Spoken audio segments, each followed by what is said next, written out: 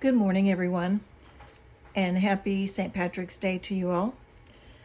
This is my finished Meadow Lark photo taken by biologist Bill Wimley. Okay, so when I left off, I think we had kind of completed the black, filled it in with the black, and then on top of the black, I took my dark indigo and went over it for a little bit more in-depth color. Also too, there's one more little thing I'm going to do. On the photo, there's a little bit of blue, and he's not really blue, but it's the sky reflecting on his white feathers.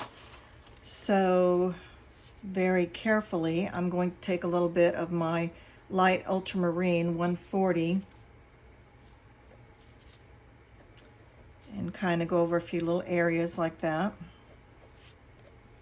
just to add a little bit of that blue reflection on there. There's a little bit more down here, actually, on his neck and on his shoulders.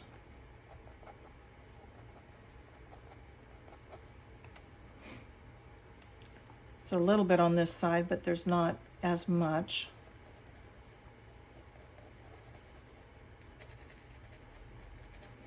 Just very gently. It's really more of a glazing technique. I'm not holding my pencil like this.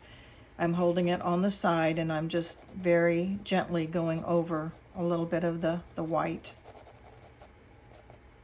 And if you can tell, that really adds a little bit. It adds a little bit of color and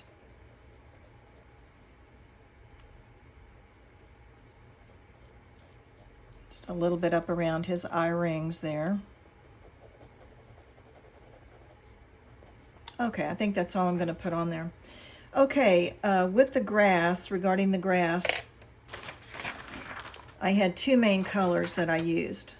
I used the grass green 166 and the permanent green olive 167.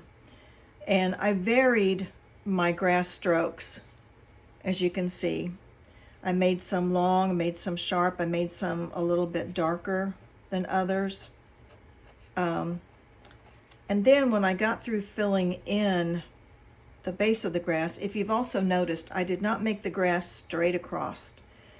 You want to always have some angles and some interesting aspects to your design. You don't want, like, that would not have looked good if I just made the grass straight across like that.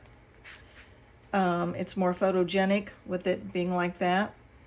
And then one last thing that I did, I took my electric eraser. Now, if you don't have one of these, it's okay, but it's just a little electric razor. Turn it on, and it's got some green on it now because I've already used this, but right before I went to use it, I noticed my eraser had a little bit of red on it from a previous photo, and what you do on that is you take a piece of scrap pastel mat and you go like this to get whatever color that was on there off, because if you've got red on there, that's not going to work. But so what I did was I just gently went up and took a little color out, because as the light is shining on the grass, there's going to be some grass that almost looks white because it will be glistening in the sun. So that gives it even a little bit more dimension. I used my light ultramarine blue 140 to draw a few of the little blue flowers in there. In the middle of those flowers, there was just a hint of purple. So mauve 249, just a little tiny hint in the center of those is all you need.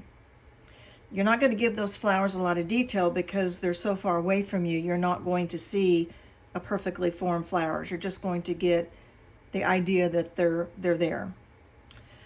The other important thing that I did was I took dark cadmium yellow 108 and I took it where the neck is, where it's bent there, and there's a little bit more shading. Just kind of fill that in a little bit. If you have just one flat color, it's not going to give the three-dimensional look. So that's another thing that I did.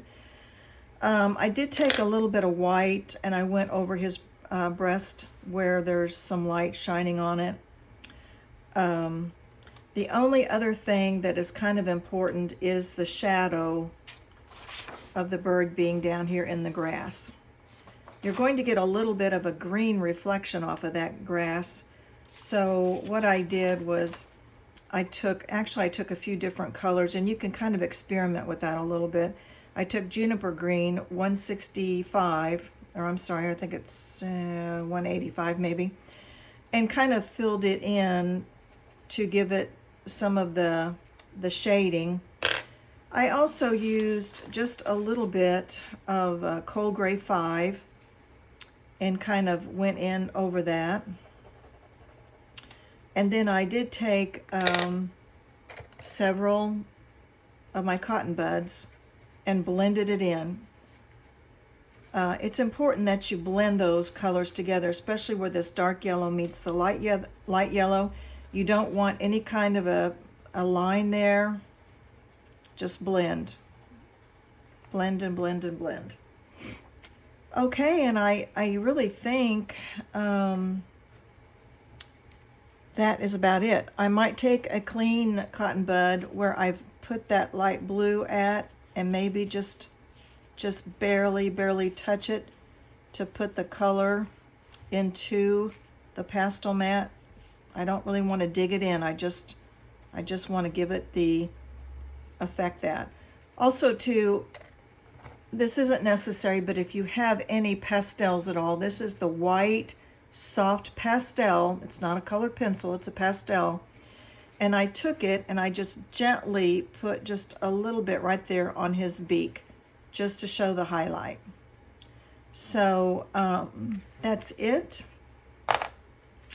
And I will sign my name to it, and we're done. I hope that you've enjoyed watching these series of videos on the Meadow Lark.